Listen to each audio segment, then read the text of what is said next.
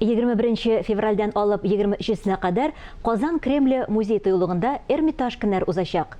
Аның төп вакыйгасы булып Эрмитаж Казан үзәгендә Александр Македонский көнчыгышка юл дип исемләнгән зур күргәзмә ачылуы була.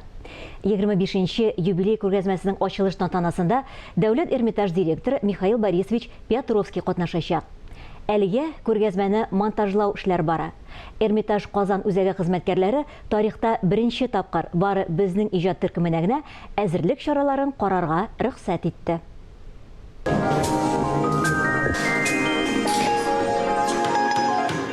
Зур күргәзмә булачак залда эш кайный. Чын сәнгать сөючеләрне кабул итер алдыннан күзгә күренми торган күпме әзерлек чаралары бара икән бит. Менә бу тартмаларда 400-гә якын хәзинә, Эрмитаж музееның үз вакытына караган иң кыйммәтле экспонатлар. Аларны Петербургтан Казанга китерү зур сакчылык таләп итә. Во время транспортировки, да?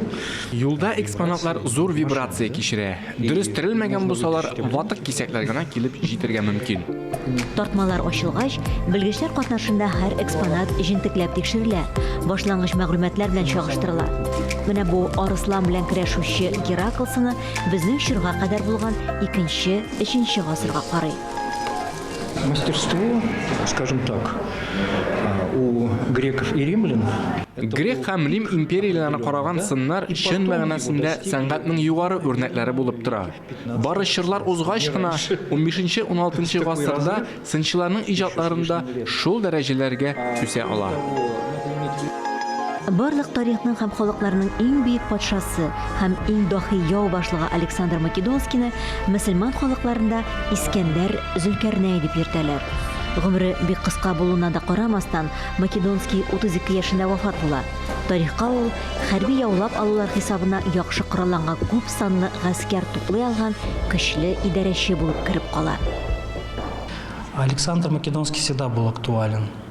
Он всегда был интересен зрителю, исследователю. Александр Македонскийның шәхесе һәр вакытта да кызыксыну уятты. Тамашачылар күзлегендә дә, тикшерүчеләр ягыннан да.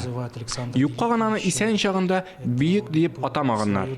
Бүгенге көнгә кадәр Македонскийның яңа яктан ачып була. Мондый күләмле күргәзмәләргә әзерлек 1 елга кадәр дәвам итә. Санкт-Петербург һәм Казан белгечләре катнашында булачак күргәзмәгә экспонатларны сайлап алу эше дә 1 ел чамасы. Залларны яңадан төзекләндереп, диварларны экспозициягә туры килгән буяулар белән өр-яңадан буяп чыгу өчен 2 атна җитә. Казан парфюмерлары Эрмитаж Казан үзәге хезмәткәрләре белән берлектә күргәзмә өчен махсус хушбуйлар да уйлап тапканнар. Аларның һәрберсе аерым бер исем астында аерым күргәзмә залы өчен эшләнгән. Мөмкинлекләре чикләнгәннәргә әлеге хуш исләр һәм интерактив аңлатмалар ярдәмендә күргәзмә турында тулырак тәхсир алып була. Люди есть слабовидящие, слабослышащие, и нам хотелось вот эту инклюзию. Күрү һәм ишетү сәләтләре шикләнгәннәре өчен инклюзив рәвештә күргәзмәдәге экспонатларны тотып, тоеп алу мөмкинлеге бар. Бу хушбуйлар Александр Македонскийның кечкенә чагыннан алып, үсеп буй җиткәненә кадәр аның Мисыр һәм Һиндстандагы булган сәяхәтләрен күздә тотып эшләнде. Ярты җир шарын яулап алучы Искәндәрнең идарә чорын чагылдыручы берничә экспонат урын алган инде. Иң беренчеләрдән булып, менә бу кабер өсте ташларын урнаштырганнар. Аларның сыйфатлы, зәвыклы эшләвенә карап, грек цивилизациясенең никадәр мәдәниятлы икәнлеге турында фикер йөртеп була. Я думаю, эта выставка будет интересна всем. Әлеге күргәзмә төрле буын вәкилләре өчен бик кызыклы.